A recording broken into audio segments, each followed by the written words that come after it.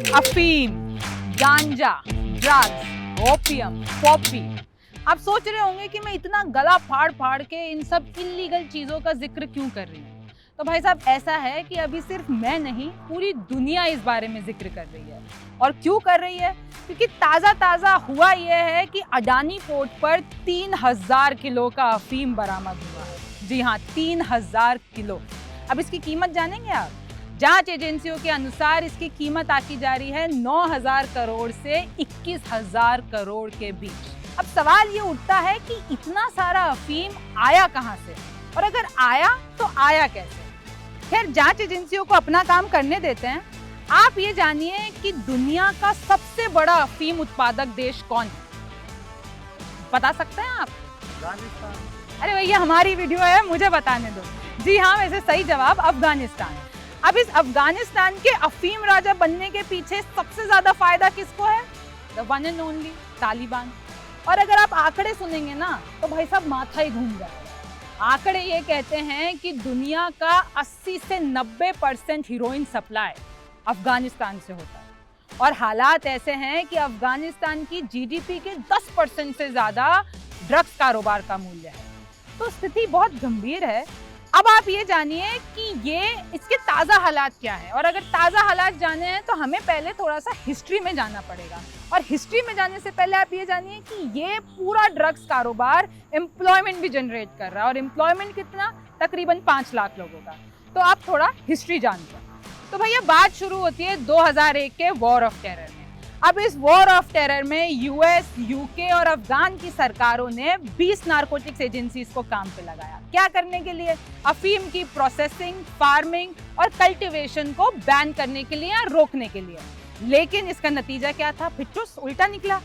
जहां 1994 में 70,000 हेक्टेयर की खेती हो रही थी, वही ये आंकड़ा बढ़कर 2017 में तकरीबन 3 लाख के आसपास पहुंच गया। अब इसके बाद तालिबान को बहुत शौक है दुनिया के सामने इतनी अच्छी छवि बनाने का। तो तालिबान ने तो अनाउंस कर दिया कि ओपियम कल्टीवेशन बैन। लेकिन फिर से सच्चाई कुछ और थी यहाँ। और ये कैसे? अब आप पूछेंगे कि सच्चाई कैसे पता चली? तो सबसे ज्यादा अफीम उत्पादन अफगानिस्तान में साउथ प्रोविंस में होता है। और ये साउथ प्रोविंस तालिबान के कब्जे में रहा है। अब यहाँ पे जितने भी फार्म्स हैं, जितने भी स्मगलिंग रूट्स हैं, जितने भी फील्ड्स हैं, इन सब का बचाव कौन करता है? तालिबान।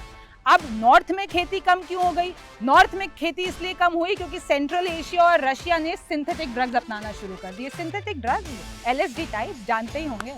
अब आप ये पूछेंगे कि 20 साल अमेरिका ने क्या किया? तो भैया अमेरिका ने तो $9 बिलियन खर्च कर दिए इस पूरे ड्रग्स कारोबार के खिलाफ। लेकिन हुआ तो इससे भी कुछ नहीं। एक रिपोर्ट है यूएनओडीसी की, उसके मुताबिक तालिबान की सालाना इनकम इस पूरे ड्रग्स बिजनेस से, अंदाजा लगाना चाहेंगे?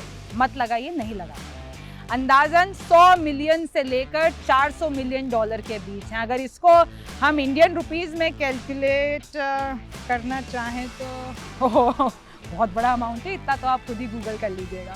तो भाई जहां तालिबान को मुनाफा ही मुनाफा हो रहा था इस पूरे ड्रग ट्रेड से, तो अफगानिस्तान नशे में डूबा जा रहा था। जो अफगानी हैं वो नशे में धुत होते जा रहे थे। कैसे? एक आंकड़े के हिसाब से 2.7% पॉपुलेशन जो है अफगानिस्तान की, वो सीरियस अफीम एडिक्शन का शिकार है। यानी 8 से 9 लाख लोग सीरियसली एडिक्टेड हैं अफीम, गांजे, ड्रग्स। तो ये तो बात हुई कि इसके पीछे के क्या हालात हैं। अब आप पूछेंगे कि ताज़ा हालात क्या है? तो अफगान से जो अफीम है वो सर्दर्न रूट से जाता है। कहाँ कहाँ जाता है? Iran, Pakistan, Turkey, Europe. और जो इंडिया के रास्ते से जाने वाला माल है वो ऑस्ट्रेलिया और साउथ ईस्ट एशिया पहुंचता है। आपका पाकिस्तान एक बड़ा अड्डा है माल भेजने के लिए। कहाँ? यूरोप और नॉर्थ अफ्रीका।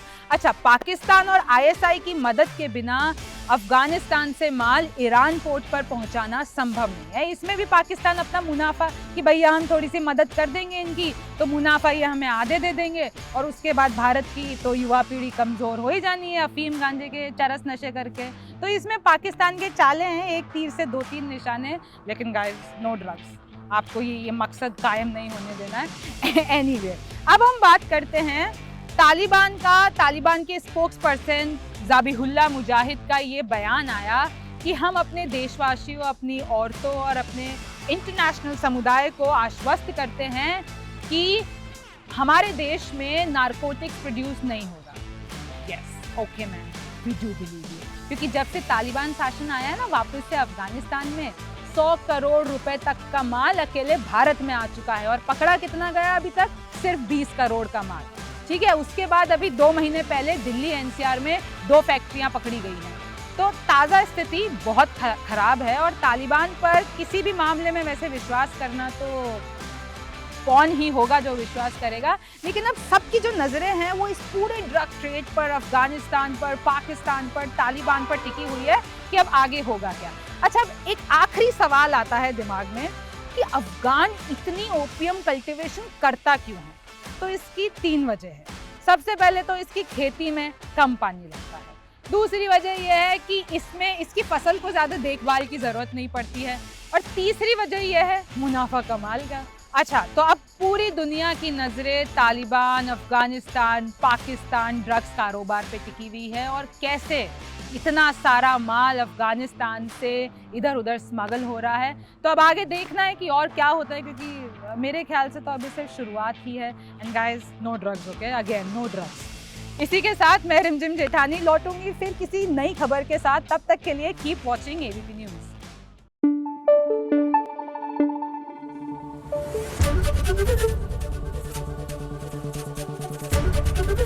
एबीपी न्यूज आपको रखे आगे।